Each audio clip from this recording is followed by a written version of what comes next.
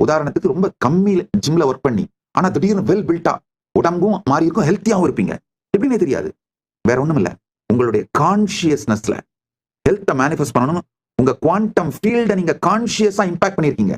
உங்க பிந்து மண்டலத்தின் மீது நீங்க கான்சியஸா இம்பாக்ட் பண்ணிருக்கீங்க. அதனாலதான் நீங்க போட்ட எஃபர்ட்டை விட அதிக மிகப்பெரிய ரிசல்ட் மேனிஃபெஸ்ட் ஆயிருக்கும். இந்த தன்னை வியத்தல் எங்கேயாவது நடக்குதுனாலே புரிஞ்சுக்கோங்க, பரத்தை வியக்கின்ற அந்த பெருங்கதவு உங்களுக்கு திறக்கின்றது. பரத்தை வியத்தலே நிஜமான பக்தி. நல்லா புரிஞ்சுக்கோங்க. பரத்துக்கிட்ட போய் நான் சொல்றது பரம்பொருளை, பரம்பொருள்கிட்ட போய் எப்ப பார்த்தாலும் பிச்சை எடுக்கிறது டிசப்ஷன், டிவோஷன் கிடையாது. ஆஹா பெருமானே என்ன கொடுத்தாய், என்ன கொடுத்தாய், என்போலும் தீனரை இன்புற காத்தாயே. தன்னை வியத்தல் பரத்தை வியத்தலாய் மாறும். அது அகங்காரம் அல்ல. தன்னை